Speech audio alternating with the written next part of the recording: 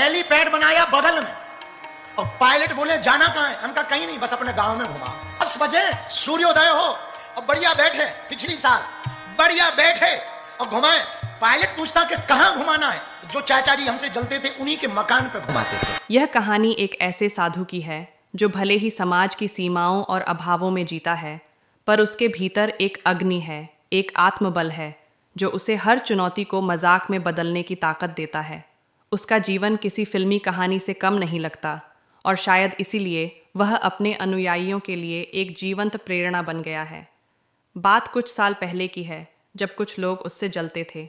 उसकी बढ़ती लोकप्रियता, सरल जीवन और गहरी बातों ने बहुतों के मन में ईर्ष्या भर दी थी। लेकिन वह साधु मुस्कुराता रहा, चलता रहा और अपनी साधना करता रहा। फिर एक दिन उसके एक चेले ने, जो दिल्ली से था, नया हेलीकॉप्टर खरीदा। वह आया और बोला, गुरुजी हाथ रख दो आशीर्वाद में। गुरुजी बोले नहीं, पर चेले ने आग्रह किया, गुरुजी 2 महीने के लिए अपने धाम भेज दो, सेवा में लगेगा। फिर क्या था, पूरे ज़िले में हल्ला मच गया।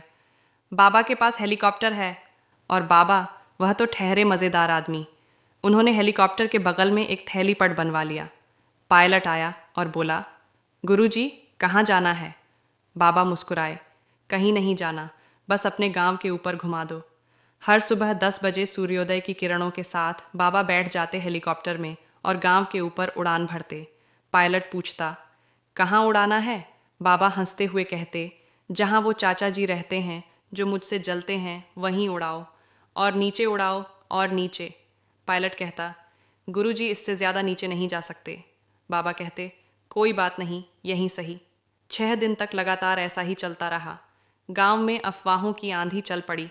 हर कोई कहता, बाबा का हेलीकॉप्टर है। और फिर वही चाचा जी जो बाबा से जलते थे, खुद बाबा के पास आए और बोले, बाबा रोज़ एक हेलीकॉप्टर हमारे ऊपर उड़ता है, क्या मामला है? बाबा मुस्कुराते हुए बोले, अरे आता होगा, हमने ही खरीदा है, अभी ट्रायल चल रहा है। और चाचा जी, उनके होश उड़ गए। यह कोई झूठी शेखी नहीं थी, यह जीवन के प्रति एक अलग नज़रिया था। बाबा ने कभी किसी से बदला नहीं लिया, पर उनकी मस्ती, उनकी चालाक हंसी और आत्मविश्वास ने अपने आप में उत्तर दे दिया। अपने पास कुछ नहीं है, पर मस्ती बंद नहीं है, ये वाक्य बाबा की जिंदगी का सार है।